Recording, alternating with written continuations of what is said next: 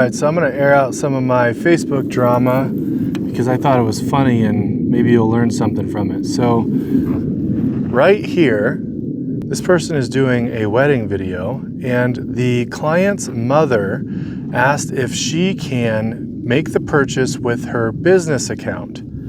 And you'd be surprised how many people jumped right on there and said that that was fraud.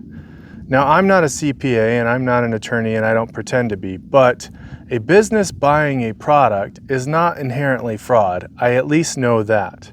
But man, the people came out and were just all about how this was fraud and she's trying to get a tax write-off for purchasing a wedding video. And I respect people that are trying to protect others, but if you really don't know the answer, then you probably shouldn't be giving out tax advice. And you could scare this videographer out of getting an actual job that is perfectly legal and fine to do. And that takes away food off their table. The only real answer that was actually acceptable that somebody made was this one right here. You need to talk to an attorney or a CPA. That's the real deal. No one should be making guesses about whether or not this person intends to commit fraud. That's between the other business, their CPA, and the IRS. Not a videographer and your client.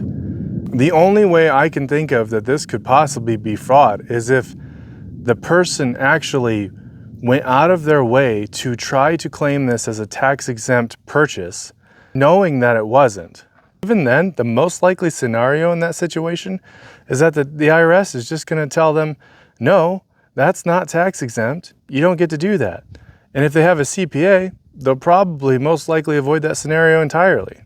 Just to be sure, I called my CPA because I'm curious and I'm in this dogfight now, trying to protect this videographer from people that are fear-mongering. My CPA said the same thing. Basically, if you purchase a product and it's not a write-off because it's just a regular purchase that you made, you can totally do that and it most likely will go as a dividend to the owner. It does not mean you committed fraud.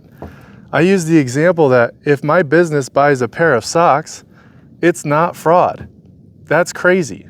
Anyways, Facebook is probably not the best place to look for legal advice or for tax advice. But if you are in need of a CPA and a good one, reach out to WCGLLP.com and ask for Angie. Tell her I sent you. See ya.